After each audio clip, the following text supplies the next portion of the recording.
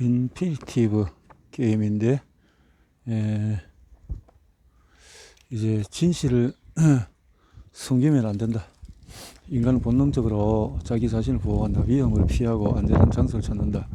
자신을 보호해 줄 수 있는 안전한 사람들 사이에 있을 때 최상의 상태를 여긴다. 같은 팀에 있는 사람으로부터 스스로를 지켜야 할 때 가장 불안해한다. 위험이 실제로 존재하든지 아니면 느낌을 뿌리든지 어떤 곳에서 자신감이 아니라 두려움에서 우러나는 행동을 한다. 그렇다면 사람들이 직장에서 승진을 못하지 않을까? 공격이 처하지 않을까? 상사에게 바보 취급을 당하지 않을까? 정리해고는 당하지 않을까? 공포를 끊임없이 그렇게 한다면 어떻게 생길까? 두려움은 아주 강력한 동기로 작용해서 자기 자신이나 자기가 속한 조직의 이익에 반하는 행동을 끌어내기도 한다. 두려움에 어울린 사람은 궁극적으로 자신에게 해가 될 유한 게임식 선택을 하고 진실을 숨긴다. 이는 어떤 환경에도 해로운 영향을 끼치지만 기업의 상황이 나쁜 시기에는 더욱 심각한 피해를 입힌다. 앨런 멀러리가 2006년 포드의 CEO로 부임했을 때 바로 이런 상황이었다. 정리한 위기에 처한 포드는 기업을 살리고자 그 원자를 바라는 마음으로 앨런 멀러리를 CEO에 앉혔다.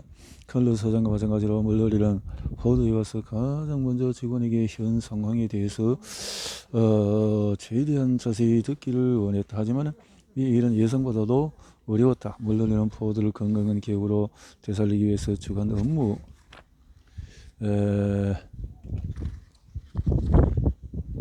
회사가 정의라는 사실을 알고 있다. 그런데 놀랍게도 몇 주가 지나도록 모든 임원이 자신의 업무 진행 상황을 초록으로 표기했다. 절망에 빠졌다. 올해 수십억 달러의 손실이 날 예정입니다. 정말 아무 문제가 없습니까? 멀러리의 질문에 아무도 대답이 하지 않았다. 침묵에는 이유가 있었다. 임원들은 두려웠던 것이다. 멀러리의 선임 CEO는 누군가 듣기 싫은 말을 하면 그를 질책하거나 공개적으로 망신을 주거나 해고해버렸다. 사람은 누구나 보상받는 쪽으로 행동을 강화하기에 임원들은 자신을 보호하기 위해서 문제감을 생각하거나 저 목표를 달성하지 못하면 사실을 숨겼다. 멀러리가 그들에게 정직함과 책임감을 원한다고 아무리 말해도 소용이 없었다. 임원들이 정말 안전하다고 느끼기 전까지는 멀러리가 바라는 반응을 얻을 수가 없었다. 하지만 멀러리는 포기하지 않고 회의 때마다 같은 질문을 했다. 그러나 남북 아메리카 운영 분야 임원인 마크 필지가 마침내 자신의 프레젠테이션 슬라이드 하나를 빨강으로 표시했다. 그로서는 해고당할 위험을 무릅쓴 결단이었다. 하지만 해고당하지 않았다. 다른 임원들 앞에서 망신당하지도 않았다. 멀러리는 프레젠테이션을 듣고 손뼉치며 말했다. 마크, 정말 훌륭한 시각이네요. 이 일을 도울 사람이 누구죠? 임원 회의 때도 마찬가지로 슬라이드에 빨간색 표기를 하나라도 한 임원은 필즈뿐이었다. 다른 임원들은 필즈가 해고당하지 않은 것에 놀랐다. 매주 멀러리는 같은 질문을 반복했다. 회사는 여전히 엄청난 손실이 나고 있습니다. 문제가 뭐라고 보십니까? 임원들은 서서히 프레젠테이션 슬라이드에 노랑이나 빨간 표기를 늘려 낙이하기 시작했다. 결국에는 그들의 모든 문제를 공개적으로 의논하는 수준까지 이르렀다. 과정에서 멀러리는 팀의 신뢰감을 형성하는데 효과적인 방법들을 하나하나 습득했다. 예를 들면 임원들이 굴욕감을 느끼지 않도록 그들이 겪고 있는 문제를 그들 자신과 연관짓지 않나요? 당신에게 문제가 있네요. 당신의 문제는 아닙니다. 라고 말하는 것입니다. 주간 업무 회의의 시간에 나타난 다양한 세크를 통해서 멀러리는 마침내 회사 내부에서 실제로 어떻게 일이 진행되고 있는지 파악했다. 멀러리가 직원들의 업무를 적극적으로 지원할 수 있게 된 것이다. 안전망이 형성되자 신뢰는 조직이 되었고, 멀러리의 말을 빌리자면 이제 임원들은 하나의 팀으로 빨간 걸 노랑으로, 노란 걸 초록으로 바꾸기 위해서 함께 일하게 되었다. 멀러리는 임원들이 이렇게 서로 신뢰하며 협업한다면 회사를 살릴 수 있다고 확신했다. 그 누구도 그 어떤 것도 영원히 100%를 발휘할 수는 없다. 서로에게 솔직하고 알 수 없고 도움을 요청할 수 없다면 멀리 가지 못할 것이다. 리더의 역할은 진실을 말할 수 있는 안전한 환경을 조성하는 데 그치지 않는다. 강화하고 싶은 행동의 본보기를 직원들에게 보여주고 신뢰감을 쌓는 행동을 적극적으로 장려하고 직원들에게 책임 있는 자유를 제공하며 그들이 직업적으로 더욱 발전하는 데 필요한 지원을 아끼지 말아야 한다. 리더가 중요시 하는 가치와 행동 양식에 따라서 기업 문화가 결정이 된다. 문화는 가치 플러스 행동, 신뢰감을 기반으로 한 조직 문화 형성에는 여러 작업이 수반된다. 우선 구성원들이 진정한 자기 모습을 드러낼 수 있도록 편안하고 안전한 환경을 조성해야 한다. 또한 구성원의 가치를 평가하기 위한 기준으로는 신뢰도와 성과 양쪽 모두에 있어야 한다. 이런 조직 문화가 캐슬러 경찰서를 완전히 바꾼 컬러 서장의 가장 강력한 비결이었다. 실제 채워야 한다는 압박감은 사라지고 서로를 보살피고 지역사회에 봉사하고자 하는 문화가 생겼다. 칼리 서장은 이 문화가 정착되기 위해서는 직원들을 인정하고 보상하는 방식이 바뀌어야 한다고 생각했다. 요즘 캐슬러 경찰서에서 경찰관을 평가하는 기준은 그들이 어떤 문제를 해결했고 부서와 지역사회에 어떤 영향을 미치는지에 주로 초점이 맞춰져 있다. 전통적인 기준도 여전히 존재하지만 예전만큼 중요하게 여겨지지 않는다. 칼리 사장은 서면 평가만 하지 않고 때때로 아침 회의 시간에 직원들에게 표창장을 준다. 이 표창장은 경찰서에서 추구하는 가치를 가장 잘 지킨 경찰관에게 수여된다. 동료와 지역사회를 위해서 힘쓰고 주도적인 자세로 문제 해결에 앞장선 팀원이 인정받고 승진할 기회를 얻었다. 그러자 당연하게도 동료와 사회에 관심을 보이고 적극적으로 문제 해결에 나서는 직원들이 많아졌다.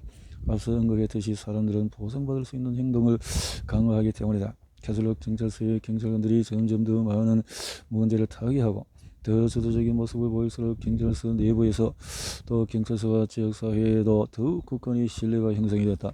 칼리 서장은 이를 하나하나 작전이라고 불렀다. 한 번에 하나씩 하나의 문제가 풀릴 때마다 보상이 주어졌기 때문이다. 강도보다는 꾸준함을 증진하는 방법이었다. 사람들은 심리적으로 안전한 환경을 만들어주는 리더에게 신뢰감을 쌓아나간다. 그러한 환경을 조성하려면 리더는 사람들에게 업무 재량권을 줘야 한다. 책임 있는 자유를 누리게 하는 것이다. 기존 체계에서는 리더가 직원들에게 이렇게 명령했다. A, B, C, D를 한다. 하지만 새로운 체계의 칼리 서장은 경찰관들이 문제점이나 기회를 발견하고 하면 좋을 것 같습니다 라고 보고하면 스스로 처리해보도록 허락했다. 이것이 하나하나의 작전의 핵심이다. 훌륭한 리더 아래의 신뢰하는 팀에서는 구성원들이 각자 기량을 제대로 발휘할 기회가 주어진다. 결과 문제가 생겼을 때 그냥 상처에 방창고만 붙이듯이 덮어두지 않고 적극적으로 그 문제를 해결하는 문화가 정착된다. 예를 들면 교통사고가 자주 발생하는 교차로에서 범칙금만 부과하는 데 그치지 않고 본질적으로 교통사고 발생 건수를 줄일 방법을 고민한다. 실적으로만 평가받는 경찰관들은 도에 지나치게 단속이 쉬운데 그런 현상도 막을 수 있다. 자전거 순찰대 소속 경찰관들은 마을에서 사용되지 않는 자전거 트랙을 발견하고 아이디어를 떠올렸다. 자전거가 있는 어린이들을 초대해서 그곳에서 아이들이 자전거 점프를 배우고 트랙을 돌고 물에 도넛을 먹는 시간을 마련했다. 그리고는 이 프로그램을 흑점프 도넛이라고 이름 지었다. 경찰관들은 각자 자전거 챙겨서 테이블 위에 도넛 가게에서 기증받은 도넛을 차려놓고 아이들을 기다렸다. 그들은 아이들이 몇 명 안 오리라 예상했지만 첫 회의에서만 40명이 왔다. 이후에도 매달 꾸준히 그만큼 왔다. 흑점프 그리고 도넛 프로그램은 지역사회의 큰 행사로 자리잡았다. 보통 사람들은 나쁜 사건이 발생하거나 공경에 처한 때가 아니고는 경찰관과 직접 대화할 기회가 많지 않았다. 자전거 순찰대 소속 경찰관들은 학교 특강과 같은 일회성 만남 이상으로 아이들과 인격적으로 더 가까워지고 싶었다. 흑점프 그리고 도넛 시간에는 프레젠테이션도 격식 차린 업무도 없었다. 그저 아이들과 자전거만 탔다. 그런 어느 날 이웃집 건물이 마약 거래 자정소로 의심된다는 신고 전화가 걸려왔다. 정상적으로 이런 경우에 경찰은 수사에 착수한다. 경찰관들이 현장에 전복 감시하거나 마약을 사러 온 사람으로 위장하고 거래하기도 한다. 그런 동안에 해당 건을 신고한 이웃은 경찰의 대응을 보지 못하기에 무시당했다고 느낄 것이다. 보통 수사를 시작한 지 몇 주 혹은 몇 달 뒤에 경찰은 수색영장을 받아서 무력을 동원해서 강제로 물부수고 그 속에 일어난 관행은 관련된 모든 사람을 위험에 빠뜨린다. 한 경찰관의 말에 따르면 이 과정에서 범인이 몇 명 체포하기도 하지만 오래 지나지 않아서 그들은 다시 길거리에서 혹은 똑같은 집에서 마약을 판다고 한다. 경찰이 성공적으로 그 집을 폐쇄했다 하더라도 문이 부서진 집 주위는 출입 금지 테이프로 둘러진다. 근처 주민들이 원하지 않을 공격이다. 캐슬러 경찰서에서는 새로운 시도를 해보기로 했다.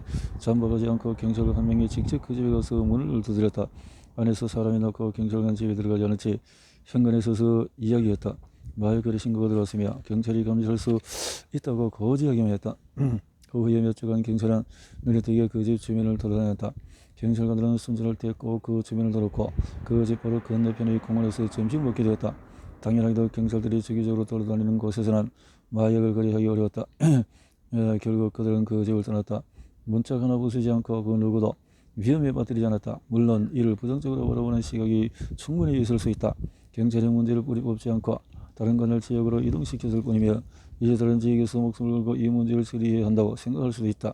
아마 실제로 그럴 가능성이 크다. 하지만 이것은 무한 게임이다.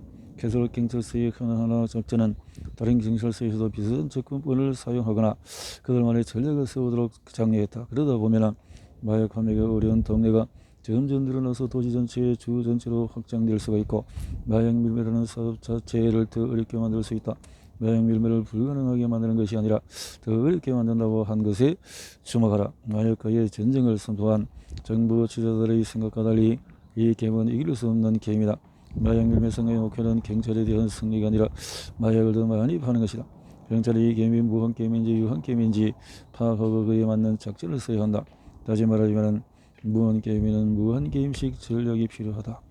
범죄는 무한 게임이므로 단순히 현장을 그 속에서 체포하는 방법보다도 캐슬러 경찰서의 경찰관들이 선택한 작전이 훨씬 적합하다. 여기서 목표는 승리가 아니다. 우리 편의 강한 의지력과 충분한 자원을 유지하는 동시에 상대의 의지력과 자원을 고갈시키는 것이다. 경찰은 절대로 범죄와 싸워 이길 수 없다. 대신 범죄자들이 범죄를 저지르기 힘들게 만들 수는 있다. 캐슬러 경찰서의 경찰관들은 큰 비용을 들이지 않고도 쉽게 안전하게 여러 번 반복할 수 있는 전략을 쓰고 있다. 그리고 필요하다면 그 전략을 영원히 반복할 것이다. 컬리 서장이 이렇게 말한다. 경찰이 하는 일의 이 대부분은 범죄와의 전쟁보다도 삶의 질 향상과 관련이 있습니다. 그러면 경찰관들의 삶의 질을 어떻게 해야 할까요?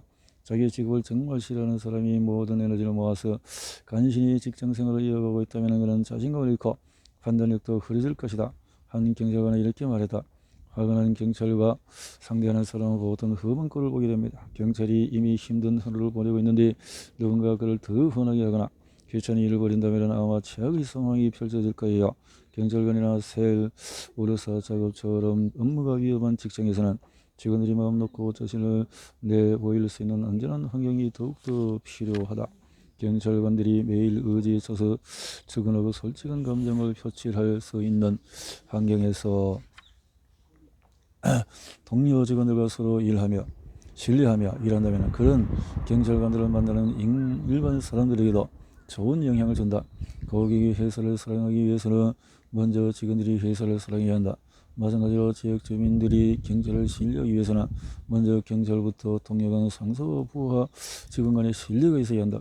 캐슬러 경찰서는 외부의 문제를 타개하기 위해서 조직 내부 문화에 집중했고 덕분에 75명의 경찰관이 완전히 달라졌다.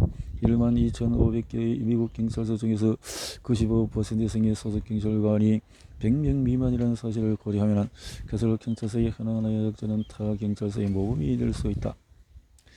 사실 캐슬러 경찰서에도 예전과 같은 사고방식이 완전히 없어지지는 않았으며 아직 해야 할 일이 많다고 컬리 서장은 생각한다. 하지만 캐슬러 경찰서는 이미 변화를 향한 여정을 시작했으며 경찰서 내 직장 문화가 예전보다 현저하게 건강해졌다.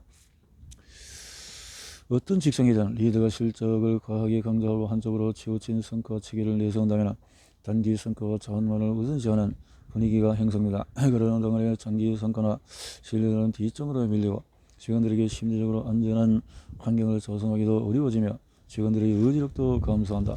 경찰서든 기업이든 마찬가지다. 고객 서비스 부서에서 일하는 직원이 직장에서 과도한 스트레스에 시달리는 중이라면 고객의 불친절한 서비스를 제공할 확률이 높아진다. 직원들의 감정은 업무 성취도에 영향을 준다. 당연한 사실이다.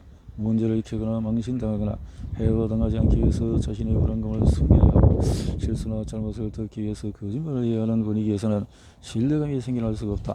고객 서비스 담당 직원이 아니라 경찰관이라면 훨씬 더 엄중한 결과가 발생할 수 있다. 조직 문화가 건강하지 않으면 사람들이 규칙에서 안전을 찾는다. 그래서 관리조직이 존재하는 것이다. 이들은 엄격하게 규칙을 지켜야 직장에서 살아남을 수 있다고 생각한다. 그리고 그 과정에서 직장 안과 밖의 모든 신뢰도가 추락한다. 문화가 건강한 조직에서는 사람들이 관계에서 안전을 찾는다. 높은 성과를 거두는 팀은 끈끈한 유대 관계가 바탕에 깔려있다. 뛰어난 성과를 이뤄가기 위해서 먼저 신뢰감부터 쌓아야 한다. 하지만 무화인 게임에서는 오늘의 강한 유대감과 신뢰감, 탁월한 능력에서 끝이 아니다. 그 신뢰감과 성과가 오랜 시간 지속되어야 한다. 신뢰도 높은 환경을 조성하는 일이 리더의 의무라면 그런 능력이 있는 차기 리더들이 제대로 양성되고 있는 걸까?